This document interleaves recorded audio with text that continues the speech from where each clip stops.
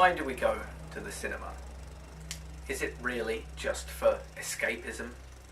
Or is it because, as much as we'd like to pretend the world of film is alien to us, we see ourselves in it? Cinema, no matter how outlandish, has always held up a mirror to society and dared it to look. Perhaps this is most applicable to the realm of horror and to one particular set of bloodsuckers who will be the focus of tonight's tale of terror. No, I won't back down.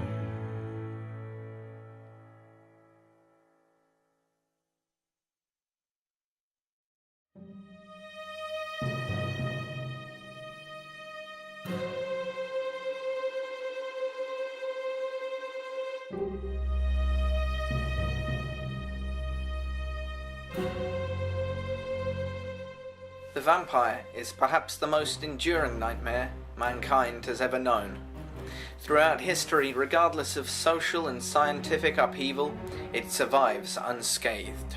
From the spoken word, through the days of ink and parchment, into the shimmering age of modern cinema, tales of fanged fiends have consistently re-emerged. Part of the reason for this fiend's enduring success is that the vampire is not only of interest purely to our primitive reptilian brain. They are far more than a simple adrenaline fix. They are a reflection of the society we live in and the fears of our everyday lives. After all, in a time when bankers, bosses and politicians are constantly robbing us blind for their own profit, who could fail to relate to tales of some malevolent creature draining the lifeblood of mortals for sustenance? The vampire, then, is an instrument of subconscious satire, and subsequently two prevailing themes within the subgenre have emerged: misogyny and exploitation. George A. Romero, for example, is best remembered for films featuring a very different form of Walking Dead. In Martin, however, he uses a foray into the vampire subgenre to portray a brutal reality, one that is in many ways more disturbing than fantasy. The protagonist, Martin, suffers delusions. He believes, and at points induces the audience to believe, that he seduces lusty women before sensually sucking their blood dry. In reality, he drugs them, bleeds them, and sloppily ingests. Martin, essentially a rapist, exposes one of the most hideous aspects of vampirism and dares the audience to watch. My name is Martin and I am 84 years old. People think that I'm crazy when I say I'm 84 years old, but I am 84 years old.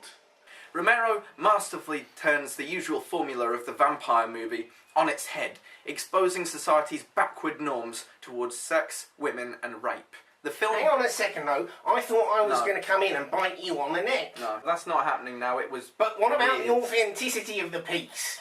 No, I'm sorry, it's not happening. Let me have a little nibble. Not I just want to happening. It could be no. Go home. Go home. I don't need to go home. You don't need to be so homophobic. Not being homophobic. You are. It's just a small bite on the neck. The film also showed, in typical Romero style, that horror is as much an opportunity for social comment as for cheap thrills. Something taken up by another largely forgotten flick, Vampire's Kiss. This darkly comic tale follows the slide of driven yuppie Peter Lowe into insanity. Nicolas Cage, playing the lead, gives a characteristically unhinged performance, for once perfectly suited to the role. Like Martin, Lowe suffers delusions of vampirism, but as the film progresses, it covers quite another variety of oppression. That's right, Alvin. It's a horrible, horrible job. I couldn't think of a worse kind of job if I wanted to. And you have to do it, Alva. You have to, or I'll fire you. Lowe finds himself in a position of power, a managing literary agent, and works his employees to the bone. Judging by their homes and his sports car, he pays them peanuts in order to skim off the cream and to live the hollow Reaganomic dream of 1980s America. But, realizing his life is a meaningless procession of nightclubs and one-night stands, Lowe escapes into a blood-sucking fantasy. As Lowe subsequently descends into lecherous, bug-eyed, fake-fanged madness, and as his craving for blood takes hold, he becomes a screeching metaphor for the management class. His two personas are in fact two sides of the same coin. By living on the labour and lifeblood of others, he parodies the nature of 20th century capitalism beautifully. That's more than you earned. Of course, these two films are a minority of self-aware satires. More often, vampire films that reflect social conventions are completely unintentional, simply including ideas that they consider to be common sense. This usually produces backward, reactionary parodies of exploitation in life. They subsequently romanticize such injustices, unaware they are even remotely undesirable. Twilight Saga is an obvious example of this. It is, as many others have pointed out, a portrait of an abusive relationship. A possessive loner who stalks his love interest gradually persuades the object of his affections she is totally helpless without him and that he is the only person she needs in her life. She then severs all ties with the outside world to live with a man who professes a deep desire to drain her life away. Though, on this evidence, he may be too late. All this is done under the painstakingly tedious guise of romance.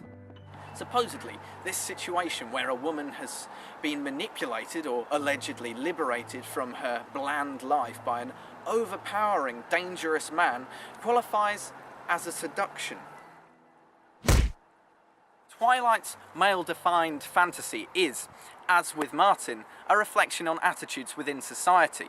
However, rather disturbingly, the films and their legions of fans seem to see this as desirable. This trait is also evident in Tim Burton's latest Depp vehicle, Dark Shadows. The film follows Barnabas Collins, the son of a wealthy, property-owning family. As with Vampire's Kiss, the protagonist becomes a living metaphor for the exploitative process through which he survives. The mansion he lives in, for example, cost several great artists the use of their limbs. Yet the Collins family takes sole credit for it being built. When his easy life comes to an end, Barnabas is condemned by a servant girl to resemble physically what he is economically. Returning to his home, some 2 centuries later, his surviving family are remarkably understanding of his affliction. Why, that's mighty fine washing up I'm doing there. The house matriarch remarks how admirable it was he fought to keep the family business alive, despite devouring people by night. He even kills people in the modern day. As long as they're of no relation, that's all fine and dandy apparently. So fine that he never cures his vampirism. In the end, it is revealed Barnabas's curse wasn't ever the part where he benefits from murdering peasants. With families and loved ones of their own, it was rather his solitude that was his punishment. As long as you have someone's hand to hold on a tropical beach, you can treat the rest of this goddamn lunatic asylum with contempt.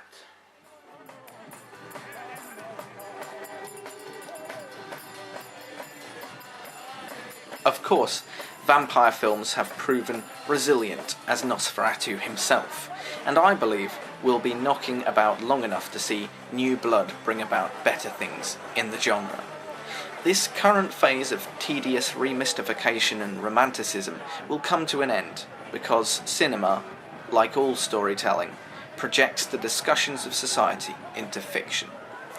Just as the new wave of feminism and a distaste for corporate greed influenced Martin and Vampire's Kiss, respectively, new countercultures will influence the future of this genre. Change is sweeping the globe. The angry, torch-waving mob is back, and it's banging at the doors of Castle Dracula. People are deciding it's no longer desirable for shady characters, suited or caped, to drain their life force for sustenance. As the lull of political apathy gives way to outrage, cinema will reflect this. Once that happens, vampiric film will truly get its bite back. I was working in the lab late one night when my eyes beheld an eerie sight. For my monster from his slab began to rise, and suddenly, to my surprise, he did the mash. He did the monster mash. The monster mash. It was a graveyard smash. He did the mash. It caught on in a flash. He did the mash. He did the monster mash. From my love Notari in the castle east to the master bedroom where the vampires feast. The ghouls all came from their humble abodes to catch a jolt from my electrodes. They did the mash. They did the monster The mash. monster mash. It was a graveyard They smash. did the mash. It caught on in a flash. They did the mash. It did the monster mash.